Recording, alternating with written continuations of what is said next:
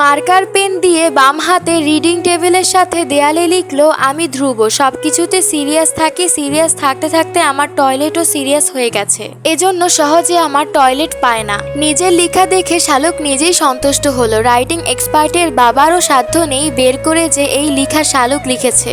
শালুকের প্রতিশোধ পরায়ণ মন কিছুটা শান্তি পেল।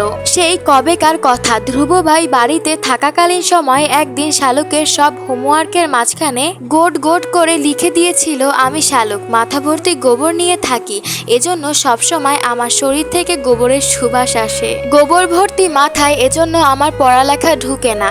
সেদিন এক বিষয় হোমওয়ার্ক ও শালুক স্যারদের দিতে পারেনি। 2 হাত লাল করে বাড়িতে এসেছে স্যারদের বেতের মার খেয়ে। ধ্রুবর ওপর শালুকের ভীষণ ক্ষোভ। ছোটবেলা থেকেই এই লোকটা শালুককে জোর করে সবকিছুতে, বিশেষ করে পড়ার ব্যাপারে, যেখানে শালুক নিজেই জানে তার মাথা ভর্তি গোবর। এই মাথায় লেখাপড়ার চাইতে বেগুন টমেটোর চাষ করে লাভবান হওয়া যাবে, সেখানে এই ধ্রুব কিছুতেই তা মানতে চায় না। তার কথা হচ্ছে, আল্লাহ সবাইকেই মেধা দিয়েছে, শালুক নিজের মেধায় জং ফেলে দিয়েছে।